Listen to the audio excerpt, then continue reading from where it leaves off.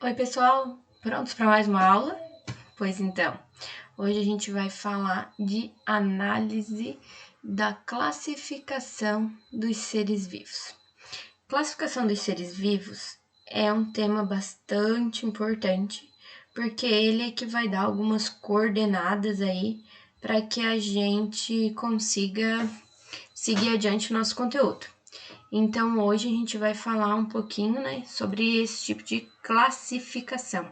Os seres vivos, eles são todos classificados em grupos, classificados, para que a gente possa saber a que grupo pertence cada animal. A gente sabe que existem diversas classificações, A gente fala muito de reino, de filo, de classe, ordem, gênero, espécie.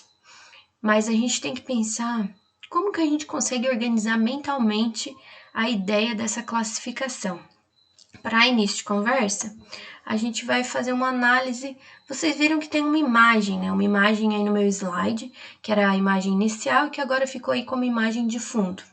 Nessa análise de imagem, a gente tem que se perguntar, a que grupo de seres vivos pertence esses seres que estão aí nessa imagem, Todos já devem ter percebido que são borboletas, A que grupo de seres as borboletas pertencem? Vamos pensar um pouquinho. A gente pode responder que pertence ao reino animal, Elas são animais. São animais invertebrados. E além disso, a gente ainda pode dizer que elas são insetos. Mas como que a gente chega nessa classificação? Por que elas são seres agrupados juntos, Por que eles estão em grupo? Por que elas estão unidas? O que leva a unir elas?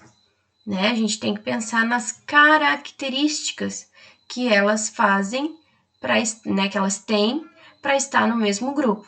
Elas são seres que não possuem ossos, então elas são consideradas invertebrados. Elas são formadas por células animal, por isso são consideradas do reino Animalia, o reino animal. E que outros seres vivos a gente podia colocar como do mesmo grupo? Quais seres são muito parecidos com as borboletas? A gente poderia agrupar aqui também as mariposas, por exemplo. Elas têm características de vida bem semelhantes às das borboletas, características corporais bem parecidas, Então a gente poderia estar usando essas 3 perguntas aqui, para guiar o nosso início do estudo. O que vocês sabem, Que critérios a gente usa para classificar os animais e os vegetais? Qual a diferença, galera? O que eu digo assim, isso aqui é uma planta, isso aqui é um bicho, Vamos pensar, quais são as características? As plantas não andam, não saem do lugar. Os animais saem? Todos? Todos os animais? As esponjas marinhas, por exemplo, elas são animais. E elas são sésseis, elas ficam paradinhas lá no fundo do mar, assim como as plantas. A que grupo vocês colocariam uma alga? Sabe alga? Aquelas verdinhas que a gente encontra lá no mar, aquelas que parecem plantas, mas não são plantas. E daí, que grupo que a gente classificaria elas? Como que vocês acham que são dados os nomes científicos? Os nomes, sabe aqueles nomes? Por exemplo, o ser humano, ele é da espécie Homo sapiens sapiens. Como que a gente dá esses nomes científicos para os seres vivos? Vocês sabem? Vocês sabem o nome científico? Já dei a resposta aqui, da espécie humana. Então, vocês sabem mais algum nome científico de algum ser vivo? Vamos para lá? Então, vamos pensar um pouquinho mais, Essas são perguntas para estimular, galera, tá? Mas a professora está perguntando sem saber se a gente está respondendo. Estou perguntando para vocês irem revendo os conceitos que vocês já sabem e tentar ir ativando a parte da memória do cérebro de vocês. Agora a gente vai revisar esse conteúdo que vocês provavelmente já viram, só que pode fazer tempo que vocês viram, e a gente vai evoluir um pouquinho junto, ok? Então vamos falar um pouquinho sobre o Aristóteles. Esse cara bonitão aí desse busto é o Aristóteles. Ele era um sábio, grego. Ele viveu no século IV a.C. e ele fez várias classificações dos seres vivos. Para iniciar a conversa, ele classificou os seres vivos como os animais sem sangue e os animais com sangue. As plantas eram agrupadas em 3 tipos, 3 categorias. As árvores, os arbustos e as ervas. Então, para aquele período, para aquela época onde o Aristóteles viveu, isso já era um grande começo, né? Ele fez ali as suas descobertas e ele analisando o que ele poderia ver, né? Naquela época a gente ainda não trabalhava com microscópio, com tudo que a gente tem de tecnologia atualmente. Então, pelo que ele observava, ele conseguiu fazer essa classificação. Era uma classificação simples, sim, mas para a época já era bastante. Depois vem um cara super importante, muito depois, né, galera? Vem o Carl Linné, ou Linneu, né? A gente chama de Linneuzinho. O Linneu, tá aí, né? Bonitão. O Linneu, ele teve uma grande contribuição, né? Com um trabalho que se chama Sistema Natural. Então, ele publicou, né, pela primeira vez em 1735 esse trabalho, e nele começava a criar um sistema classificatório. Então, era um sistema que classificava os seres vivos. Esse sistema, né, parte do livro que ele escreveu, ele já registrava ali um grande número de seres e descrevia, né, através dos naturalistas que estudavam, e ele já conhecia várias espécies. Aqui está, ó, olhem que, né, tá bem antigo, né, mas esse aqui é o sistema Nature, né, que é o sistema natural, que foi o que o Linneu escreveu, e ele criou ali uma regra para classificar os seres, uma hierarquia, né, dentro das espécies para classificar. A gente vai ver um pouquinho mais. Por que o sistema, né, o Linneu ele criou um sistema chamado binominal? Pensem, por que binominal? Bi vem de dois, nominal vem de nome. Então, quer dizer que todo nome de espécie vai ser composto por dois nomes, duas palavras. Então, ele reunia os elementos parecidos, né, aqueles seres que são parecidos, em um grupo chamado de gênero. Os cães e os lobos, por exemplo, eles são parecidos, né, mas não são iguais. Então, eles sendo parecidos, eles pertencem ao mesmo gênero, chamado canis. Quando Linneu agrupava, então, esses gêneros, ele também já separava a questão da diferença. Então, os cães fazem parte de uma espécie, já o lobo de outra espécie, são espécies diferentes. Nesse exemplo, então, o cão doméstico se chama Canis familiaris e o lobo se chama Canis lupus. Então, conforme o sistema binominal, os parecidos fazem parte do mesmo gênero e aqueles que são muito semelhantes fazem parte da mesma espécie. Nós, seres humanos, somos Homo sapiens sapiens, somos muito semelhantes, por isso fazemos parte da mesma espécie. Vamos lá, então. O Linneu, ele dizia que tinha que ter duas palavras, por isso, binominal. O sistema binominal, ele é empregado até hoje, né, desde aquela época, 1700 e tantos, e tem uma vantagem de mostrar o nome do ser vivo. Então, vai mostrar ali o gênero e a sua divisão. Aqui eu tenho uma árvore cladística, que quer dizer de ancestralidade, os ancestrais. Então imaginem, galera, quando a gente falou lá em início da vida na Terra e tal, a gente viu que o início da vida foi através de coacervados, depois formaram bactérias. As bactérias são os seres mais antigos, então aqui embaixo, ó, no início da nossa árvore, né, ancestral, a gente tem as bactérias e as cianobactérias. Elas vão evoluindo, né, vão se especializando e formam os protozoários. As cianobactérias também evoluem e dão origem às algas. Então, aqui a gente tinha, ó, aqui no azulzinho, a gente tinha só reino Monera. Aqui a gente passa a ter reino Protista. Aqui a gente tem 3 linhagens, né? Cada tipo de protozoário ou de alga evoluiu formando outros 3 reinos. O reino Fungi, que é o reino dos fungos, o reino Plantae, que é o reino das plantas, e o reino Animalia, que é o reino dos animais. Então, a gente trabalha com 5 reinos. Monera são as bactérias e cianobactérias. Protista vão ser os protozoários e as algas.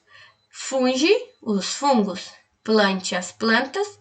E Animalia, todos os animais, certo? Continuando, então, a gente tem aqui um exemplo, né, um modelo da classificação conforme Linneu. Então, a gente sempre vai classificar um animal, uma planta, um fungo, uma bactéria, o que for, um ser vivo, a gente vai classificar em reino, filo, subfilo, classe, ordem, família, gênero e espécie. A única coisa que pode sair daqui, que pode não existir, é o subfilo, né? Pode ser só reino, filo, classe, ordem, família, gênero e espécie. Pessoal, o que acontece? Eu gosto de usar um exemplo bem básico para a gente conseguir pôr dentro da nossa cabecinha como que funciona. Se eu parar para pensar em classificação, por exemplo, nós estamos num país chamado Brasil. O Brasil, ele já é uma divisão, né? A gente está dentro do planeta Terra, que está dentro do universo, que está dentro da América, né? Então, o Brasil já é uma divisão. Vamos imaginar Brasil como se fosse o nosso reino, né? Dentro do Brasil, eu tô num estado, o estado de Santa Catarina. Então, vamos pensar que Santa Catarina poderia ser o nosso filo, é uma segunda divisão dentro da divisão que é o Brasil. Depois, dentro de Santa Catarina, eu tô em Praia Grande. Praia Grande podia ser o meu subfilo, porque é uma classificação dentro da classificação dentro da classificação. Dentro de Praia Grande, eu tô em um bairro, que é o centro. Poderia ser a minha classe. Dentro do bairro centro, eu tô localizada em uma rua, que é a rua Vitório Belletini. Poderia ser a minha ordem. Dentro da rua Vitório Belletini, eu estou em uma casa, a casa número 56, poderia ser a minha família. Dentro da minha casa, eu tô em um quarto, certo? Então, o quarto, né, dentro da minha casa tem um quarto, onde eu estou. E dentro do quarto eu estou localizada em frente a uma mesa com um computador onde eu tô falando com vocês. Então, imaginem, galera, ó, eu parti de um grande grupo. Imaginem o Brasil, a quantidade de coisa que tem dentro do Brasil. Se eu falasse para vocês que vocês tinham que classificar, né? Imaginem o Brasil, muito grande, várias casas, várias cidades, vários estados e tal. Vou diminuindo. Ó, Santa Catarina. Santa Catarina eu diminuo. Praia Grande eu diminuo. Centro. Do centro eu ainda tiro todas as outras ruas, fica só a minha. De todas as casas da rua, fica só a número 56. Dentro da minha casa, que tem 3 quartos, tem sala, tem cozinha, tem banheiro, eu vou ficar só com um quarto, né? O quarto número 1, vamos dizer. E dentro do quarto vai ter especificamente o local onde eu estou. Imaginem isso. Vocês conseguem entender que é uma classificação, ó, do grande pro pequeno, até tu saber exatamente do que tu tá falando. Então, isso vamos agora para a parte da classificação dos seres vivos. O nosso reino. O reino, aqui nós vamos falar de uma espécie específica, tá? Que é o cão, o cachorro, o cão doméstico. Vamos lá. O reino do cão, o grande grupo aqui o cão faz parte, é o reino Animalia, ou Metazoa, tá? Mas a gente pode falar em Animalia, é o reino dos animais. Então, imagine a quantidade de animal que tem aqui dentro junto com ele. Tem elefante, tem barata, tem mosca, tem mosquito, tem ouriço do mar, tem esponja do mar, bolacha da praia, tem girafa, tem hipopótamo, tem gato, tem tudo que você estiver imaginando aí de animal agora, tá? É enorme esse grupo, é um reino, então é muito grande. É como se fosse o Brasil lá no meu exemplo. O filo. O filo já diminui as coisas, tá? O filo aqui é cordata. Os cordados, eles têm notocorda. O que é isso, professora? Tá louca? Não, ainda não, mas tô quase. Os cordados, eles têm notocorda, que é um fiozinho por onde vai passar a parte do sistema nervoso e tal, que vai dar origem aos nervos que levam o movimento aos ossos, aos músculos. Então, aqui, só quem vai ter a notocorda são os animais vertebrados, tá? Os cordados. Então, tendo notocorda, aqui a gente tira todos os invertebrados. Lembram que aqui no reino eu falei que tinha barata, tinha mosca, tinha mosquito? Aqui já não tem mais. Aqui já é o estado de Santa Catarina, mais ou menos. Então, a gente já tem aqui, continua o elefante, a girafa, o hipopótamo, mas não tem mais os invertebrados. O subfilo que ele faz parte é o vertebrata. Então, aqui saiu alguns grupos que são cordados, mas que não têm ossos. Então, os vertebrados continuam aqui.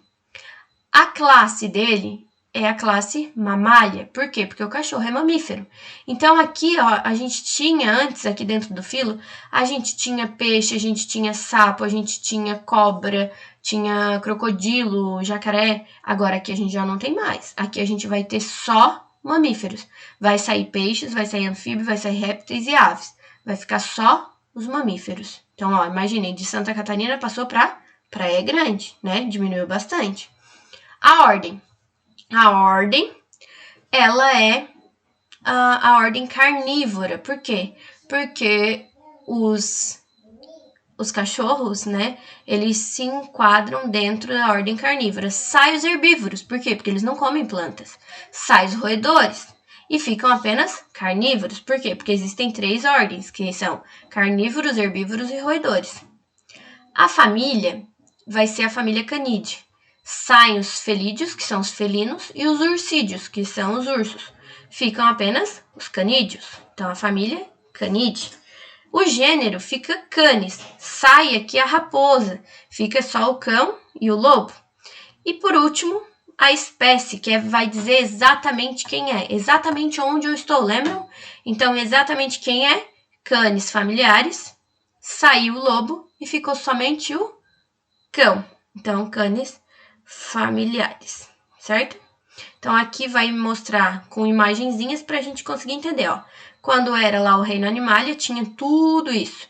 Filo dos cordados, né? Ficou, já diminuiu, né? Já saiu a minhoca, por exemplo.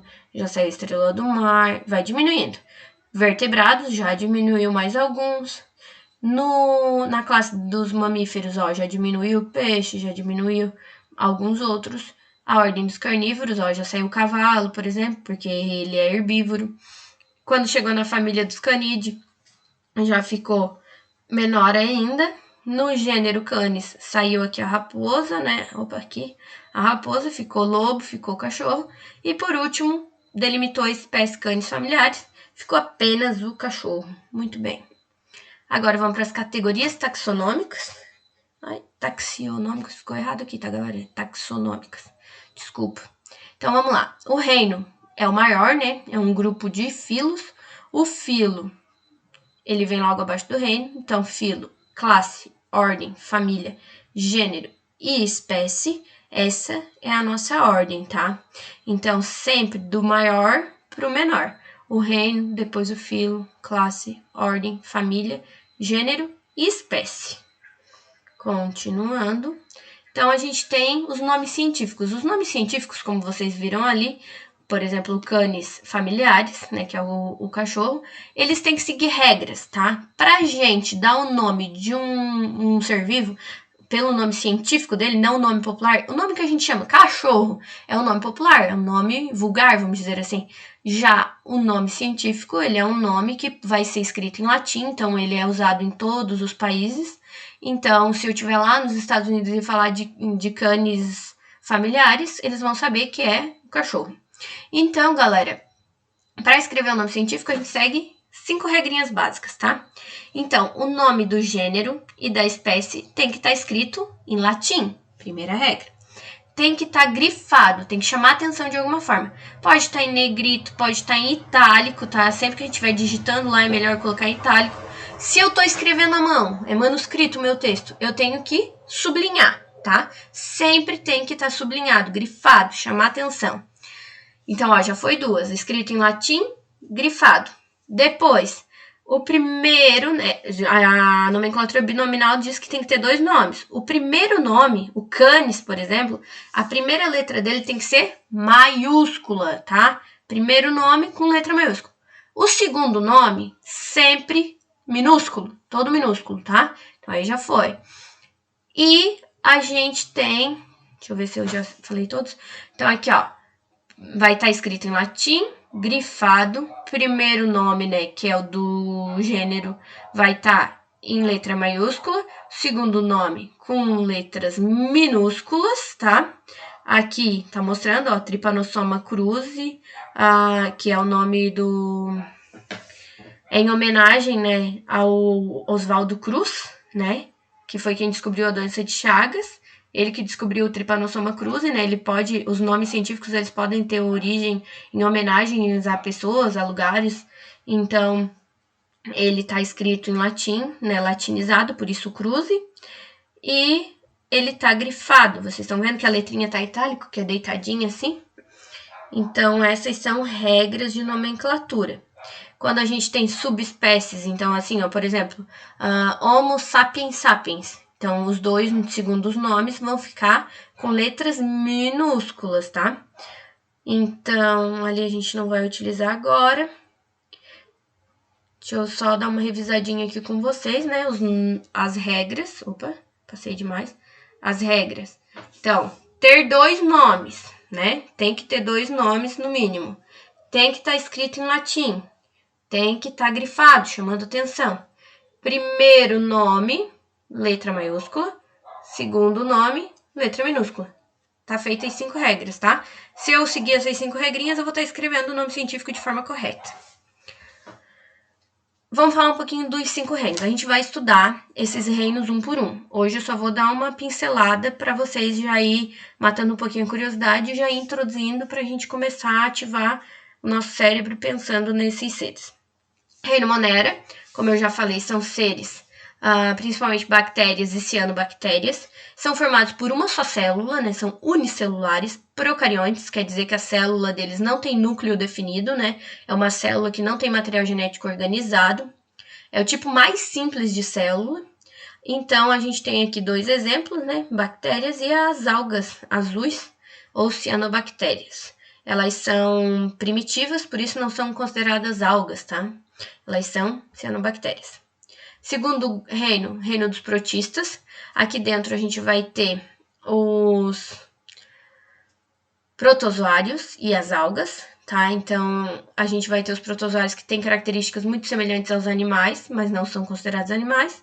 E a gente tem as algas que são parecidas com as plantas, mas não são plantas. Então, quer dizer que protista é o reino dos excluídos, né? Quem não foi como animal e quem não foi como planta.